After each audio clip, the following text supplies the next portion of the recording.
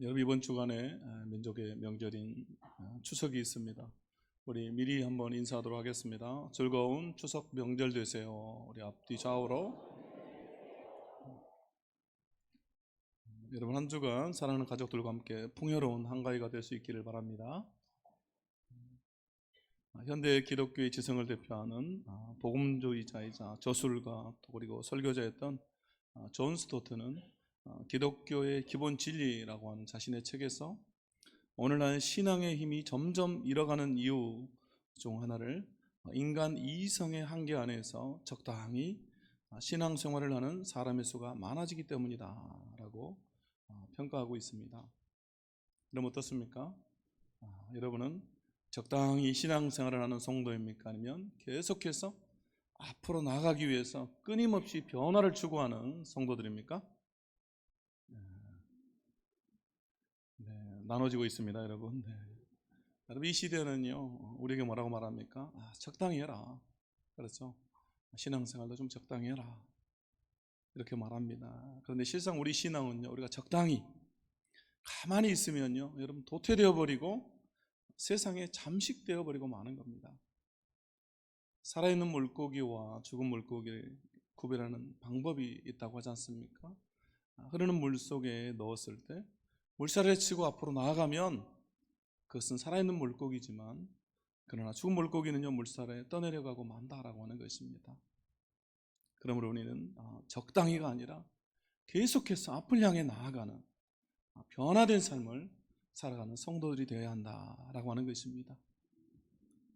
오늘 누가복음 29장에 나오는 삭개오를 통해서 그럼 우리는 어떻게 해서 계속해서 변화된 삶을 살아갈 것인가 우리가 함께 생각해 보기를 원합니다. 첫 번째, 장애물과 환경을 보지 말라라는 것이고, 두 번째는 적극적으로 주님을 바라보라라는 것이고, 세 번째, 예수님의 계획만을 바라보라라는 것이고, 네 번째, 회개와 변화된 삶을 살아가라라고 하는 것입니다. 자, 그럼 첫 번째 우리 함께 읽도록 하겠습니다. 첫 번째 함께 읽습니다. 시작. 아멘. 그렇습니다. 우리가 계속해서 앞을 향해 나아가기 위해서 변화된 삶을 살아가기 위해서 우리는 장애물과 환경을 봐서는 안 된다. 문제들 앞에서 주저앉아 버리면 안 된다라고 하는 것입니다. 오늘 말씀해 보면요, 예수님께서 여리고를 지나가시게 되었습니다. 그리고 그 성에 사는 이 삭개오라고 하는 인물이 그 소식을 들었습니다. 그리고 예수님에 대한 호기심이 생겼습니다. 도대체 이분이 어떤 분인가? 세리와 죄인들의 친구라고 하는데 이분을 한번 만나보고 싶다라고 하는 호기심이 그에게 들었습니다. 결국 그는 예수님을 보기 위해서 수많은 인파들 사이로 들어갑니다. 자, 누가복음 19장 1절에서 3절 우리 같이 한번 읽어보도록 하겠습니다. 시작. 예수께서 여리고로 들어가 지나가시더라. 삭개오라 이름하는 자가 있으니 세리장이요 또한 부자라. 그가 예수께서 어떠한 사람인가 하여 보고자 하되 키가 작고 사람이 많아 할 수 없어. 아멘. 오늘 성경에 보면요, 예수님을 보기에 나온 이 삭개오에게 많은 장애물이 있다는 것을 우리가 알 수 있습니다. 그러니까 예수님께 나아가는 길이 순탄하지 않다라고 하는 것입니다. 그냥 쉽게 포기해버릴 만한 그런 이유가 너무나 많다라고 하는 것입니다. 그래서 2절에 보면요, 그가 세리장이다라고 이렇게 말합니다. 성경이 삭개오에 대해서 처음 말하면서 그가 세리장이라는 이야기를 하고 있습니다. 바로 그의 신분, 그의 직업이 뭔지에 대해서 말해주고 있는데요, 바로 이것이 첫 번째 장애물이다라고 하는 것입니다. 여러분, 예수님 당시는 어떤 시대입니까? 로마가 이스라엘을 점령하고 다스리던 로마 통치의 시대입니다. 그리고 세리는요, 백성의 세금을 걷어서 로마에 바치는, 오늘날로 보면 세무사의 직원과 같은 그런 역할이죠. 그러나 그들은 자신들의 위치와 권력을 남용해서 세금을 다 걷어들이고 폭리를 취하는 사람입니다. 그래서 바칠 것은 로마에 바치고, 그리고 강압적으로 막 세금을 더 뜯어내가지고 백성들의 고의를 짜서 자신들의 배를 채우는 그런 사람들이기 때문에 당시 유대인들이 이 세리를 업신여기고 경멸했습니다. 그래서 당시의 세리라는 말은요, 이 죄인과 동의어로 취급이 되었습니다. 오늘 7절 말씀 한번 보겠습니다. 7절에 보니까 예수님께서 삭개오의 집에 들어가게 되셨을 때 사람들이 수군거리면서 뭐라고 말합니까? 저가 죄인의 집에 유하러 갔다 들어갔다 이렇게 말합니다. 죄인의 집. 삭개오를 죄인이라고 취급하고 있습니다. 다른 사람이 볼 때 죄인이고 모두가 멸시하고 조롱하는 사람. 여러분, 삭개오, 오늘날의 표현으로 하면요, 왕따입니다. 왕따. 그리고 민족의 배신자라고 할 수가 있겠습니다. 그럼에도 오늘 삭개오는요, 예수님을 보고 싶었고 예수님을 만나고 싶었습니다. 그래서 그는 자신의 직업과 신분이라고 하는 이 장애물을 넘어서 예수님께 나아가고 있습니다. 그런데 하나의 장애물을 넘었더니요, 또 다른 장애물이 삭개오를 기다리고 있습니다.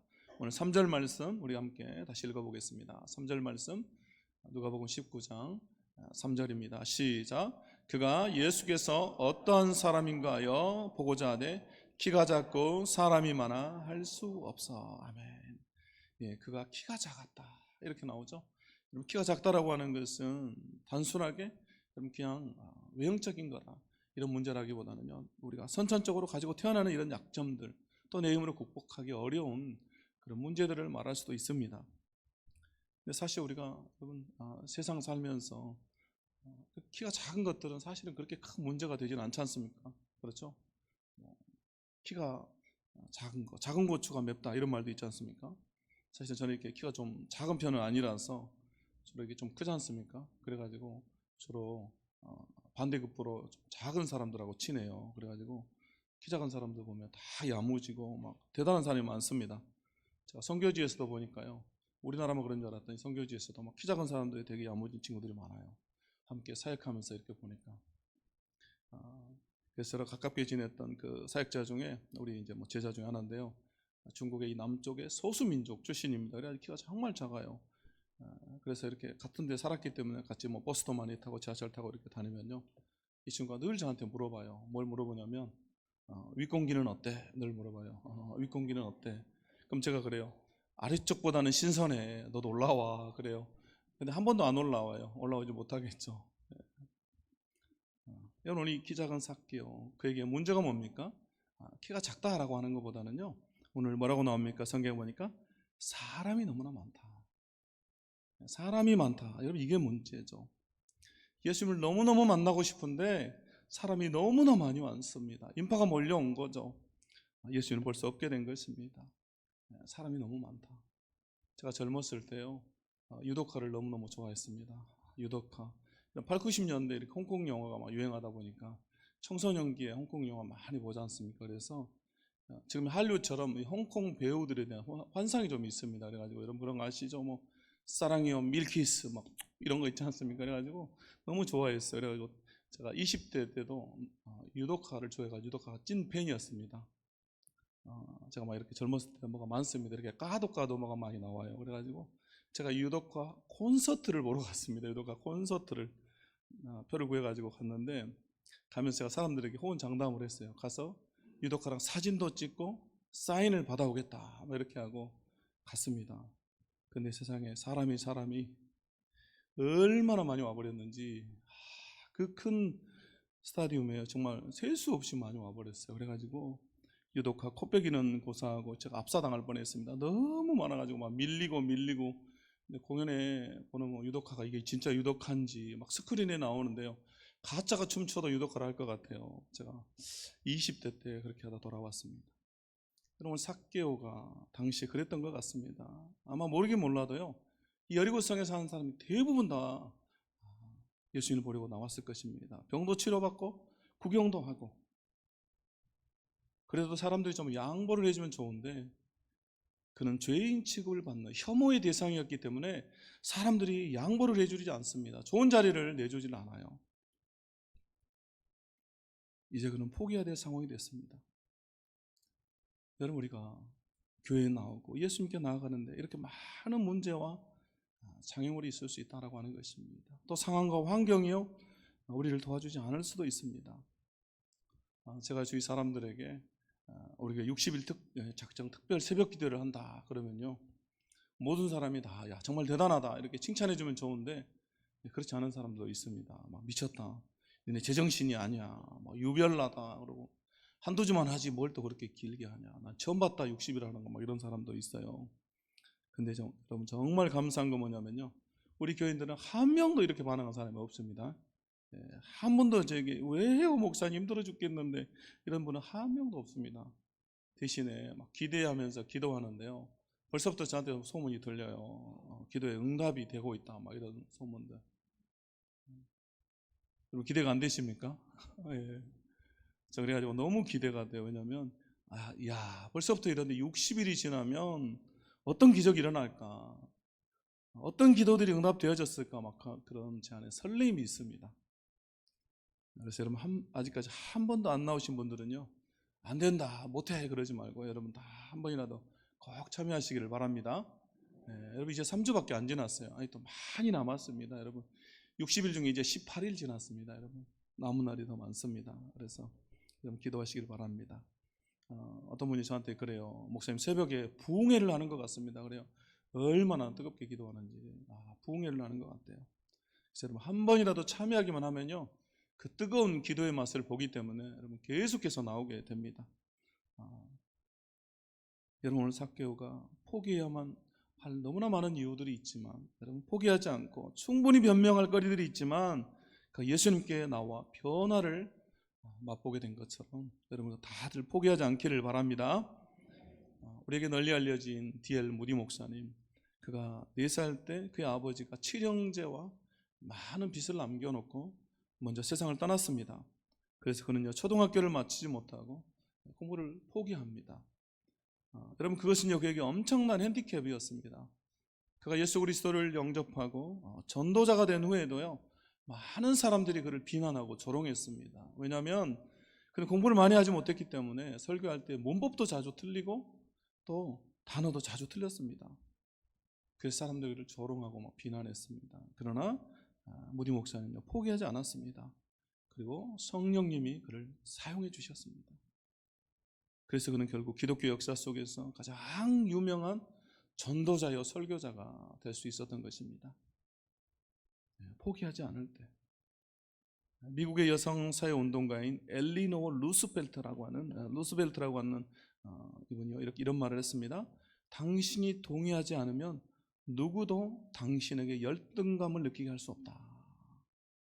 여러분 누구도 내 안에 없는 것을 내 속에까지 들어와서 여러분 만들어낼 수 없다라고 하는 거예요.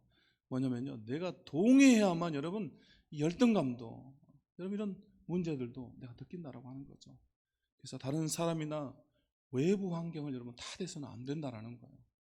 내가 그것을 인정해버리기 때문에 그게 내 안에 들어오는 거죠. 그러므로 여러분 우리 앞에 놓인 수많은 문제들, 장애물들, 환경들 보지 말고 그것을 넘어설 때 주님 우리를 만나주시고 우리는 계속해서 변화된 삶을 살아가게 된다라고 하는 것입니다. 두 번째 우리 함께 읽겠습니다. 두 번째 시작. 적극적으로 주님을 바라보라. 아멘. 그렇습니다. 우리가 계속해서 앞을 향해 나아가고 변화된 삶을 살기 위해서 우리는 적극적으로 주님을 바라봐야 한다라고 하는 것입니다. 오늘 누가복음 19장 4절 말씀 우리 함께 읽겠습니다. 시작. 앞으로 달려가서 보기 위하여 돌무화과 나무에 올라가니 그는 그리로 지나가시게 되밀어라. 아멘. 그는 예수님이 어떤 분인지 보고 싶었습니다. 그러나 사람들은 그에게 좋은 자리를 양보해 주지 않습니다. 그런데 그는 포기하지 않고 오늘 말씀 보니까 앞으로 달려갔다. 그리고 나무 위로 올라갔다라고 기록하고 있습니다. 그러니까 왜 앞으로 달려가고 나무 위로 올라갔습니까? 오늘 성경에 보니까 보기 위하여 이렇게 기록하고 있습니다. 보기를 원했다라고 하는 것입니다. 또 3절에 보면요, 그가 예수께서 어떠한 사람인가요? 보고자 하되 이렇게 말합니다. 3절과 4절에 나오는 이 단어가 똑같은 단어입니다. 여러분 예수님을 너무너무 보기 원했다. 예수님을 너무나 만나고 싶었다라고 하는 것입니다. 그래서 누가는요 그의 이 마음을 표현하기 위해서 똑같은 단어를 2번이나 사용했습니다. 그는 예수님을 너무나 보고 싶었습니다. 그래서 앞으로 달려갑니다. 그리고 나무에 올라갑니다. 결국 그에게 예수님을 만나고자 하는, 예수님을 보고자 하는 이런 적극적인 마음이 있었기 때문에 그가 포기하지 않았다라고 하는 것입니다. 만약 그에게 이런 마음이 없었다면요 그는 포기해버렸겠죠. 사람들의 조롱 앞에서 발길을 돌렸을 것입니다. 가시 거 안 보고 말지 뭐. 예수님 만난다고 뭐가 달라지겠어? 예수님 본다고 내 인생에 뭐가 달라지겠어? 새벽 기도에 나간다고 내 인생이 얼마나 바뀌겠어? 내가 주일 예배 빠지지 않고 또 교회 다닌다고 내 인생에 뭐가 달라지겠어? 여러분, 그러나 여러분 달라집니다. 여러분 적극적으로 주님을 바라보면요, 여러분 달라지고 변화되는 것입니다. 여러분 그것을 알려주기 위해서 오늘 성경에서 여러분 이렇게 자세하게 기록해 놓은 겁니다. 이 삭개오의 이야기를, 그가 앞으로 달려가고 나무 위로 올라간 이야기들을 왜 기록해 놨겠습니까? 여러분 우리에게도 그냥 감동받고 끝나라는 것이 아니라 이 적극적인 그의 모습, 이 적극적인 신앙을 우리도 가지라고 하는 것입니다. 그래서 여러분 우리가 적극적으로 주님 앞에 나오고 또 그렇게 기도하고 주님을 찾고 만나기를 원하는 우리가 되어야 할 줄로 믿습니다. 제가 한 달 전인가요, 8월 중순에 그 사남전도에 수련회 갔던 이야기 했던 적이 있습니다. 여러분 기억이 나십니까? 금요일 저녁에 저를 너무 부려먹어 버려가지고 제가 막 목도 쉬고 그랬다는 얘기 했었는데요. 그때 저는요 거기서 우리 교회에 좀 희망을 봤습니다. 희망을. 사실 갈 때는요 이 칙칙한 남자들끼리 모여서 뭘 할 수 있을까 막 그런 생각이 들더라고요. 그냥 모여서 고기나 구워 먹고 오겠지. 그래가지고 저도 설교해주고 빨리 와야겠다, 주일 준비해야 되겠다 그랬는데, 말씀 선포에 얼마나 뜨겁게 찬양하고 기도하는지 제가 너무너무 놀랐어요. 이 50대 아저씨들도 이렇게 적극적일 수 있구나. 제가 거기서 그걸 봤어요. 이 50대 아저씨들, 결국 여러분 50대 아저씨들이 정말로 무섭습니다. 60대는 여러분 더 무섭겠죠. 그러면 여러분 고기도 먹어본 놈이 먹는다고 막 옛날에 받았던 그 은혜가 생각나나 봐요. 그래가지고 제가 거기서 막 광신도들을 봤어요. 광신도는 제정신이 아니에요. 그래가지고 여러분 뭘 흔드냐면요, 막 탬버린까지 흔들면서, 거기에 노래방 기계가 있더라고요. 그래가지고 어떤 집사님이 막 탬버린 기계 가져가지고 막 흔들면서 막 찬양을 하는데, 우측으로 갔다가 좌측으로 갔다가 막 왔다 갔다 막 탬버린 치면서 저는 그냥 가만히 이렇게 있었더니요, 목사님도 따라하세요 그래가지고 막 왔다 갔다 하면서 막 탬버린 치면서, 야 제가 깜짝 놀래버렸습니다. 야 어떻게 이렇게까지 하나. 그래서 너무나 적극적으로 찬양하고 주님 바라보면서 기도했더니요, 우리 안에 있던 그 모든 장애물들, 막힌 담들이요 그 시간에 다 흐려졌습니다. 그래서 서로 막 회개하고 울면서 기도했습니다. 그 밤에. 그래서 그때 갔던 분들이요 뭐라고 했냐면 저에게, 나중에 교회에서 똑같이 탬버린 흔들면서 왔다 갔다 하면서 찬양하고 특송하겠습니다 이렇게 약속했는데, 제가 기억이 잘못됐는지 한 달이 지났는데 아직 반응이 없어요. 그래가지고 이게 너무 뜨거워서 타서 제가 됐나, 이렇게 말이 없나. 그래서 제가 또 얘기했으니까 여러분 또 조만간 웃을 일이, 또 은혜 받을 일이 있을 줄로 믿습니다. 그럼 또 나가지고 탬버린 치면서요 막 왔다 갔다 하면 한번 다 보러 오시기를 바랍니다. 네. 제가 중국에서 교회 개척했던 이야기 종종 하는데요, 처음에 이 중국의 50대 아줌마들하고 또 60대 할머니들하고 한 10여 명이서 교회를 개척한다고 그랬더니요, 사람들이요 말하기를 참 좋아해요. 그래가지고 이 아줌마들하고 할머니들하고 뭘 할 수 있겠냐 저한테 그래요. 그래서 여러분 우리는 성격이 그래서 그런지 몰라도 또 이런 말 하면 막 그 오기가 생겨요. 그래가지고 더 적극적으로 해버립니다. 그래가지고 뭐 중국인데도 고난주간에 막 새벽기도 나와라 그래가지고, 제가 그 아파트 지난주 얘기했죠. 한 18평 되는 그 아파트 새벽에 막 다 나오라 해가지고 새벽기도 했어요. 중국에서. 다른 나라는 새벽기도 없잖아요. 근데 막 해버렸어요. 그리고 금요일날 저녁기도도 해버리고요.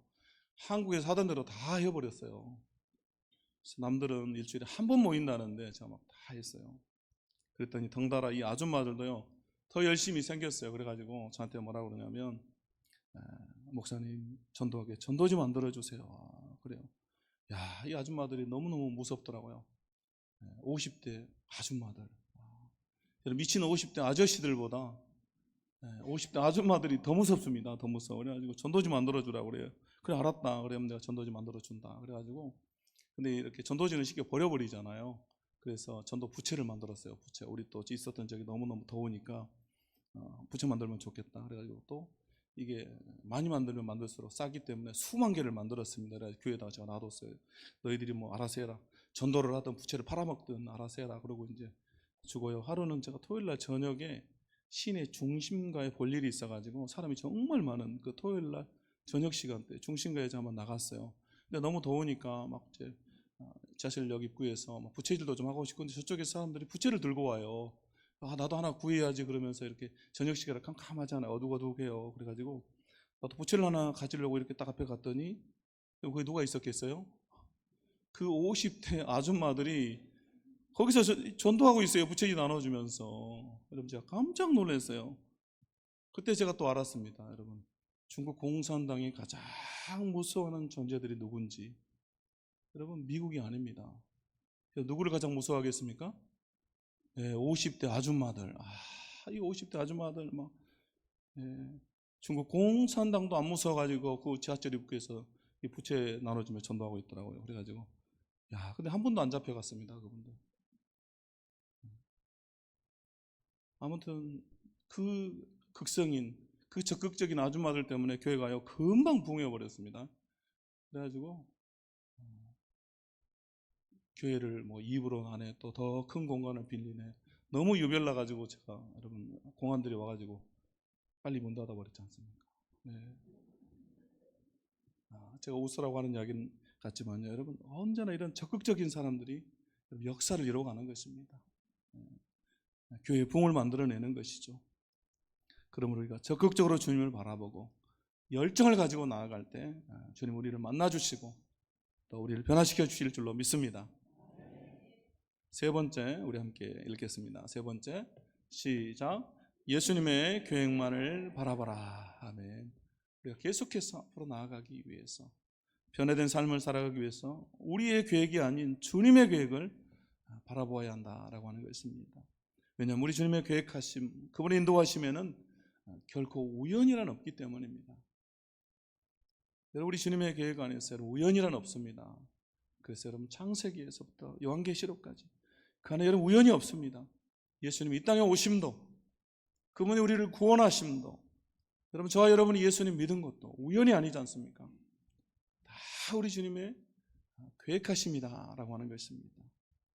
오늘 본문에서요 우리가 예수님의 그 계획하심을 발견할 수가 있습니다. 그냥 예수님께서 우연히 여리고성을 지나가시다가 삭개오를 만난 것이 아니다라고 하는 겁니다. 오늘 5절 말씀 우리가 한번 읽어보겠습니다. 시작. 예수께서 그곳에 이르사 쳐다보시고 이르시되 삭개오야 속히 내려오라. 내가 오늘 내 집에 유하여 하겠다 하시니. 아멘. 여러분, 예수님은 삭개오를 처음 봤습니다. 처음 만났습니다. 그러나 예수님은 이미 그의 이름을 알고 있습니다. 그리고 그의 이름을 불러주십니다. 삭개오야 속히 내려오라. 다른 사람들은요 그를 죄인이라고 불렀습니다. 그러나 예수님은 그를 처음 보았음에도 그의 이름을 불러줍니다. 여러분, 이것은 무엇을 의미합니까? 예수님이 그에 대해서 모든 것을 알고 있다라고 하는 거죠. 예수님은 삭개오에 대해서 다 알고 계십니다. 그가 어떤 사람인지, 그가 어떤 상황에 있는지, 그가 어떤 상처가 있고 어떤 어려움이 있는지, 또 주위의 사람들로부터 어떤 평가를 받고 있는지, 사람들이 왜 그를 죄인이라고 부르는지 예수님이 다 알고 있다라고 하는 것입니다. 자, 오늘 보면 5절에서 6절 우리 다시 한번 읽어보도록 하겠습니다. 다시 한번 읽겠습니다. 시작. 예수께서 그곳에 이르사 쳐다보시고 이르시되 삭개오야 속히 내려오라. 내가 오늘 내 집에 유하여 하겠다 하시니. 아멘. 여러분, 삭개오도 오늘 예수님을 처음 만났습니다. 그러나 그는 예수님이 그의 이름을 불러주었을 때 그는 알게 됐습니다. 예수님이 그에 대해서 모든 것을 알고 있다는 것을, 예수님이 누구시라는 것을. 그래서 그는요 너무나 기뻐서 나무에서 내려와서 예수님을 영접합니다. 그래서 오늘 말씀에 급히 내려와 즐거워하며 영접하거늘 이라고 나옵니다. 예수님이 그 이름을 불러주었을 때, 내가 너의 집에 머물러야겠다라고 말씀하실 때 그거 알게 된 것입니다. 그분이 그냥 이 여리고에 온 것이 아니라 바로 자신을 만나기 위해서 나 때문에 이곳에 왔다라는 것을 그가 깨닫게 된 것입니다. 여러분, 요한복음 4장에 보면 예수님과 사마리아 여인과의 대화가 나오죠. 당시에 여러분 유대인들은 이 사마리아 지역을 들리지 않았습니다. 그 사람들 멸시했기 때문에요 갈릴리 지방으로 갈 때도 빠른 길인 사마리아 땅을 거치지 않고 빙 돌아서 사마리아를 거치지 않고 지나갔습니다. 그러나 예수님은요, 사마리아를 통과해서 가십니다. 요한복음 4장 4절에 사마리아를 통과해야 하겠는지라 이렇게 말씀합니다. 여러분, 이게 무슨 뜻입니까? 즉 예수님에게 계획이 있다는 것입니다. 그냥 그 길을 지나치지 않겠다라고 하는 것이죠. 그리고 그곳에서 예수님은 정오 가장 뜨거운 때 사람들의 낯을 피해서 물을 기르러 온 여인, 정말로 목말라 하던 그 여인을 예수님께서 만나주시죠. 그 여인을 만나기 위해서 예수님께서 계획을 가지고 그 시간에 그곳을 지나가시는 것입니다. 자, 다시 한번 우리가 요한복음 4장 28절 29절 읽어보도록 하겠습니다. 시작. 여자가 몰동이를 버려두고 동네로 들어가서 사람들에게 이르되 내가 행한 모든 일을 내게 말한 사람을 와서 보라. 이는 그리스도가 아니냐 하니. 아멘. 이제 이 여인이요 남들에게 내가 메시아를 만났다, 그리스도를 만났다라고 말하는데요, 재밌는 것은 여러분, 이 여인이 뭐라고 말합니까?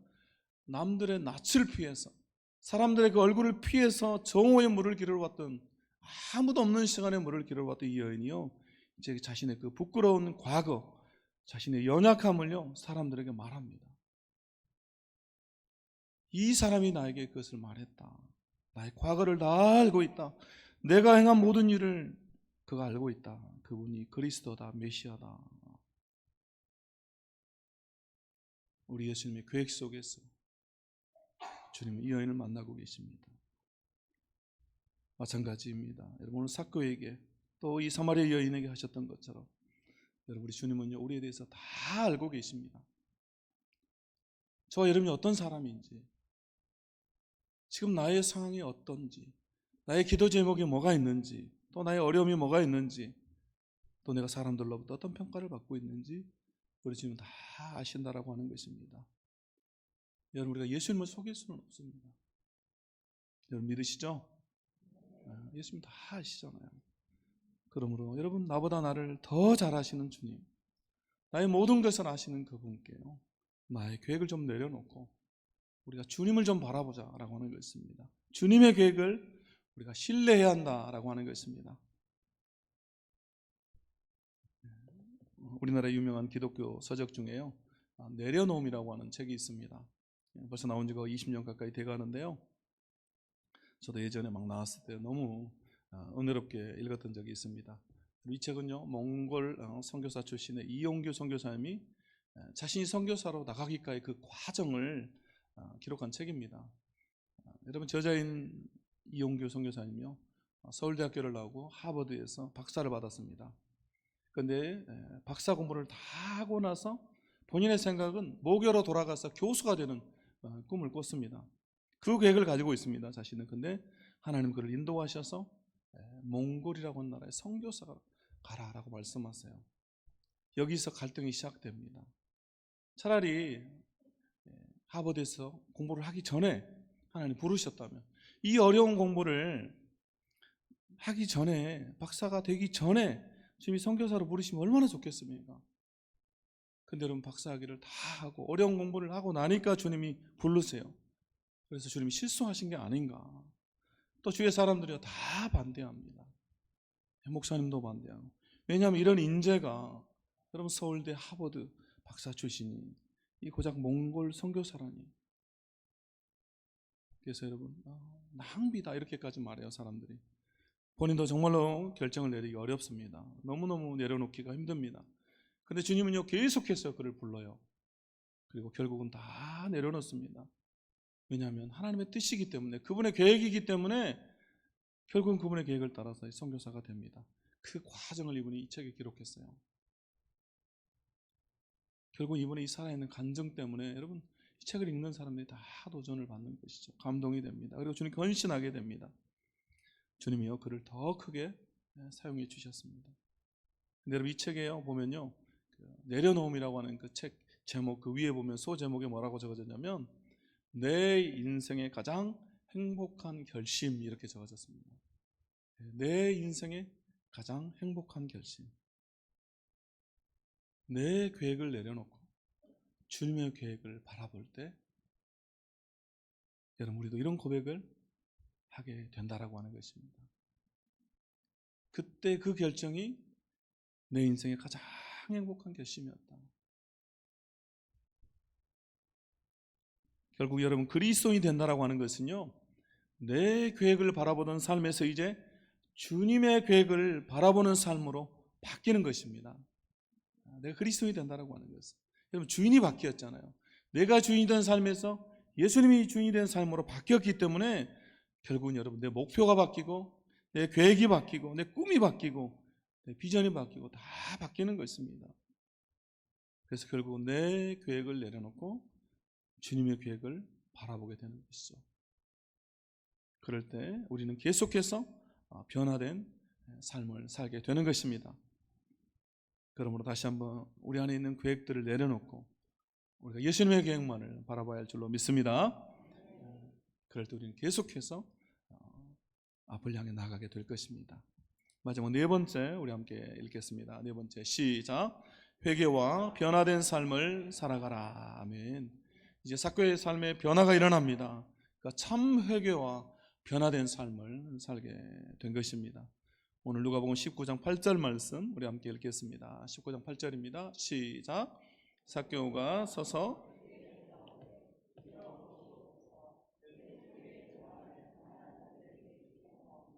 만일 누구의 것을 속여 빼앗은 일이 있으면 네 갑절이나 갚겠나이다. 아멘. 오늘 삭개오에게 변화가 일어나는데요, 가장 먼저 그 입술의 변화가 일어납니다. 오늘 8절에 보니까 그 예수님을 향해서 뭐라고 부르고 있습니까? 주여라고 불러요. 주여 보시옵소서 이렇게 말합니다. 지금 삭개오 예수님을 처음 만났다고 그랬습니다. 근데 예수님을 선생님, 랍비라고도 하지 않고 다르게 칭하지도 않고 예수님을 향해서 주라고 부르고 있습니다. 주님이라고 부릅니다. 여러분, 예수님을 만난 삶의 가장 첫 번째 변화, 여러분, 그것은요, 우리 입술의 변화입니다. 입술의 변화. 그래서 여러분, 예수님을 주라고 고백하게 되고요, 하나님을 아버지라고 부르게 되고요, 또 교회에서 만나는 사람들을 우리가 형제 자매라고 부르게 되죠. 전혀 모르는 사람이잖아요. 근데 우리가 형제 자매라고 부르게 됩니다. 또 입술로 하나님을 찬양하게 되고요, 또 비난하고 남을 모욕하던 그 입에서 살리는 입으로, 칭찬하는 입으로 바뀌게 되는 것이죠. 그리고 무엇보다 이 입으로 우리가 예수님을 증거하게 되는 것입니다. 오늘 삭개오 또한 또 하나의 변화, 그것은 행동의 변화입니다. 행동의 변화. 두 번째는요, 바로 행동의 변화가 그에게 찾아왔습니다. 예수님을 만난 삶의 변화는요, 행동으로 이어지는 것입니다. 그래서 8절 말씀해 보면요, 이렇게 나옵니다.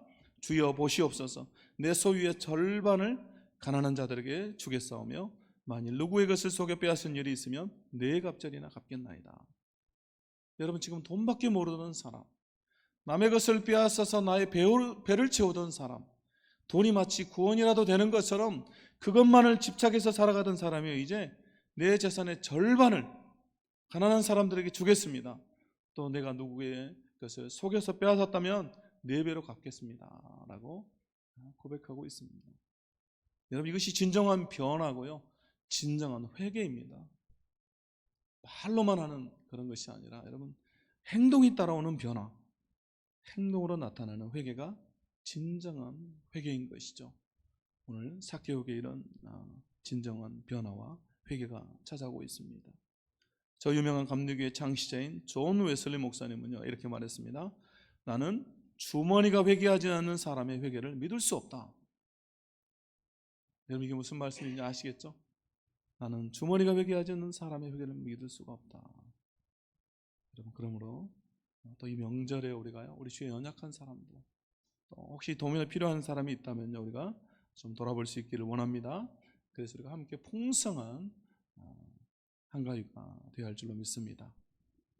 오늘 삭개오처럼 우리에게도 이런 진정한 회개와 참된 변화가 있기를 원합니다.